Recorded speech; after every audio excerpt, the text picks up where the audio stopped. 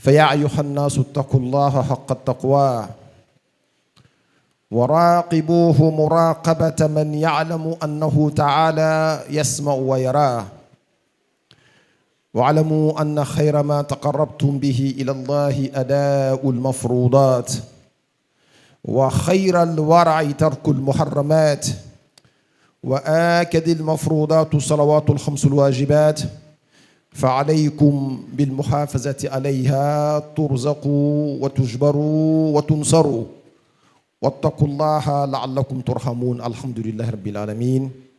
Ainsi nous rendons grâce à Allah subhanahu wa ta'ala et nous bénissons le sceau du prophète, le prophète Mohammed sallallahu alayhi wa sallam. Une nouvelle année vient de commencer, ne serait-ce qu'une année grégorienne, mais c'est pourtant une nouvelle année pour certaines communautés.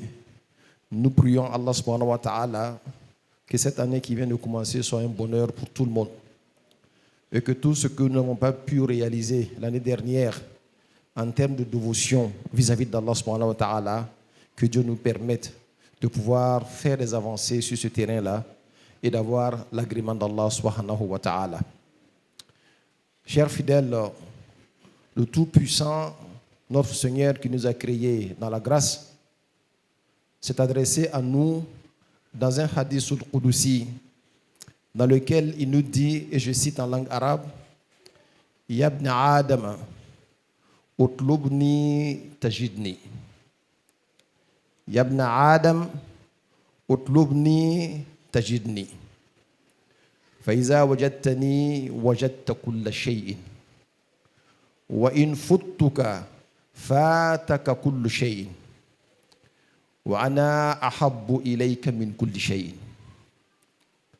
Il dit, Yabna Adam, ô fils d'Adam, cherche-moi et tu me trouveras. Et quand tu m'auras trouvé, tu auras trouvé toutes choses.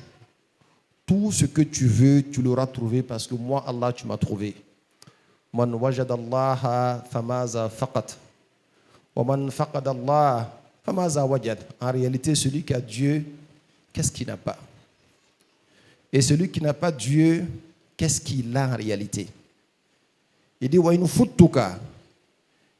Mais quand tu m'as eu et tu t'es amusé jusqu'à ce que je t'échappe, alors tout le bonheur t'aura échappé également. Wa ana ahabbu ilayka min kulli shay. Et sache que moi, Allah, je t'aime plus que tout. Et tu dois m'aimer plus que tout également. Je t'aime plus que tout. Et tu dois m'aimer plus que tout. On revient encore sur ce propos.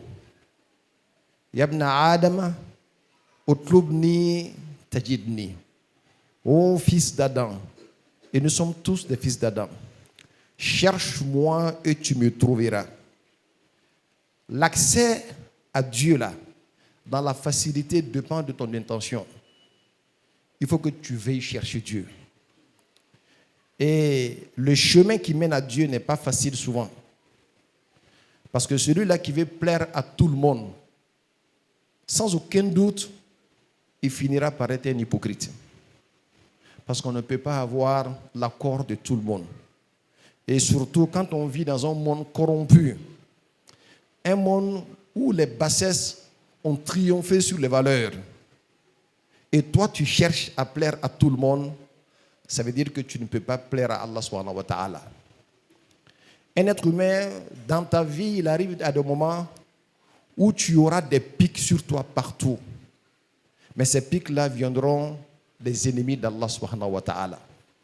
Ceux qui n'aiment pas la vérité alors que toi tu aimes la vérité. Ceux qui n'aiment pas les vertus alors que toi tu as choisi les vertus. Ceux qui n'aiment pas l'amour de Dieu alors que toi tu as choisi l'amour de Dieu. Ceux-là vont tirer de partout sur ta personne. Mais sois ferme parce que tu as choisi Dieu. Cherche-moi, tu me trouveras, veut dire cramponne-toi aux valeurs, aux vertus.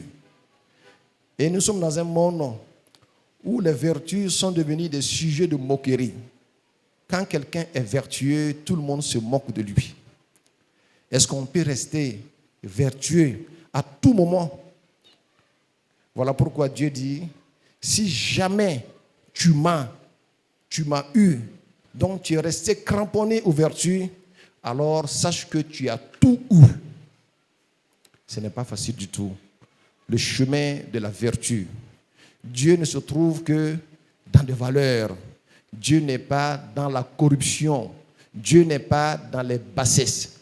Utlubni tajidni. Cherche-moi dans les vertus et tu me trouveras dans les vertus. Vous savez, Dieu a créé l'être humain dans un état de faiblesse.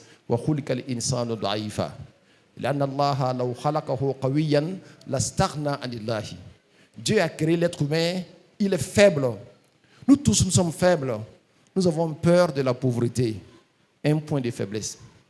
Nous avons peur de la mort, un autre point de faiblesse. Nous avons même peur du futur, un autre point de faiblesse. Voici quelques rangs de peur qui vont s'aligner sur nous. Mais justement, c'est à cause de ces peurs-là que nous faisons recours à Allah subhanahu wa ta'ala. Parce que si Dieu n'avait peur de rien sur terre, il aurait oublié Allah subhanahu wa ta'ala. Même celui-là qui ne croit pas à Allah subhanahu wa ta'ala, dans ses retranchements les plus lointains, quand il a chaud, il dit « Oh Dieu, oh Dieu ». Parce que quelque part, il ressent le besoin de Dieu. Et Dieu merci, c'est ici qu'il faut comprendre l'importance même de l'unicité d'Allah subhanahu wa ta'ala. Et comprendre l'unicité de Dieu, ça veut dire savoir que tout le bonheur que tu as provient d'un seul être, d'un seul endroit. C'est comme toi ici en Côte d'Ivoire.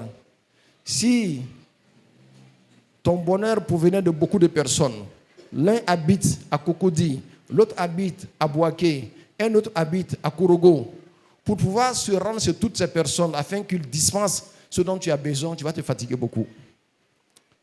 Dieu te dit que non, lui il n'est pas multiple, un. Et il n'habite pas loin de toi. Il est avec vous où que vous soyez. Même quand tu es emprisonné dans ta prison, il suffit seulement de dire « Oh Allah » avec la sincérité. Il te dit « Je suis présent, qu'est-ce que tu veux mon serviteur ?» Il a répondu à l'appel du prophète Jonas, Yunusa, dans le ventre de la baleine, un endroit éloigné de tous les êtres humains, dans les ténèbres de profondeur de l'océan. Quand il a dit La ilaha illa anta subhanaka inni kuntu minaz zalimin, Dieu a répondu à son appel et Dieu l'a retiré de cet endroit-là. Donc, comprendre qu'il y a un seul Dieu unique qui est avec toi partout est une source de bonheur. Partout où tu as besoin de lui, il est là avec toi. Et il peut résoudre ton problème partout, où que tu sois. Voilà pourquoi en islam, la première chose qu'il faut comprendre, c'est le tawhid, l'unicité de Dieu. Quand tu ne comprends pas ça, tu n'es pas encore un bon musulman. Donc cherche-moi dans les vertus, tu me trouveras. Et comme je t'ai créé faible, tu as peur de beaucoup de choses. Je suis le seul être à pourvoir à tes besoins. Nous avons besoin de Dieu. Regarde même ceux-là qui ont taillé des idoles, des fétiches qu'ils adorent. En réalité, ce n'est rien d'autre que le ressenti d'un Dieu. Il a besoin de qui, vers qui il ira se réfugier quand il aura peur. Donc, comme il ne sait pas, il n'a pas côtoyé des hommes de Dieu, il a imaginé une divinité que lui-même a taillée pour l'adorer, parce qu'il a besoin forcément d'un Dieu. Vous avez eu la chance, vous avez eu le prophète Mohammed sallallahu alayhi wa sallam, qui vous a dit que vous n'avez pas besoin de créer une idole. Il suffit seulement de l'implorer avec son nom, Ya Allah, et cela suffit largement. Et cela suffit largement. Dans la religion des hindous, ils disent que Dieu n'a pas de visage. Mais pourtant, ils ont 10 000 dieux. On leur a demandé, mais pourquoi toutes ces idoles-là? Ils disent non, c'est pour les débutants. Ceux-là qui ne connaissent pas encore l'importance de croire à un Dieu invisible. On crée ça pour eux, pour qu'ils s'habituent à Dieu. Et puis après, quand ils vont comprendre qu'on n'a pas besoin de le représenter, ils vont se passer de ces idoles-là. On leur a dit, mais que vous n'avez pas besoin de ça. Cette maturité que vous recherchez là, l'islam a déjà ça. Tu viens en islam, tu n'as pas besoin de représenter Dieu. Tu n'as qu'à dire seulement son nom et il est avec toi. C'est comme toi, quand tu dis à ton enfant, 1 plus 1, ça fait combien? 2. Tu n'as pas besoin de dessiner ça pour lui, pour qu'il comprenne. C'est facile à comprendre cela.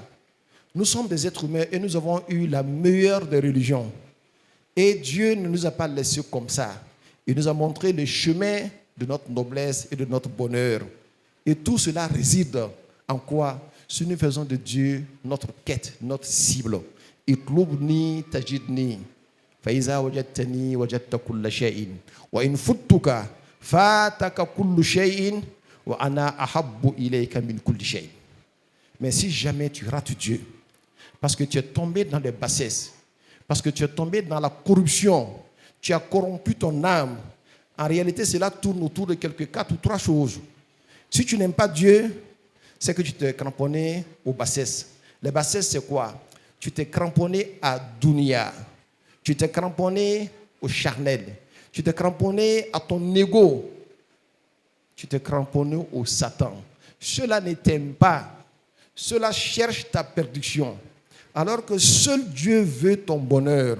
Voilà pourquoi il dit Ana ahabbu ilayka min kulli shay'in. Moi, je t'aime plus que tout. Parce que quand je te dis de faire quelque chose là, c'est parce que ton bonheur y réside. Et quand je t'interdis de faire quelque chose, c'est parce que ton malheur y réside. Alors, c'est moi qui t'aime. Ce n'est pas Dunia qui t'aime. Ce n'est pas Shaitan qui t'aime. Ce n'est pas le charnel qui t'aime. Ce n'est pas ton ego qui t'aime. C'est moi, Dieu, qui t'aime. Voilà pourquoi je te montre le chemin dans lequel réside ton salut. Alors, réveille-toi. Ne laisse pas ton ego faire de toi un esclave. Tu n'es que l'esclave de Dieu. Et que Dieu nous donne la bonne compréhension d'être un véritable esclave, digne esclave d'Allah subhanahu wa ta'ala.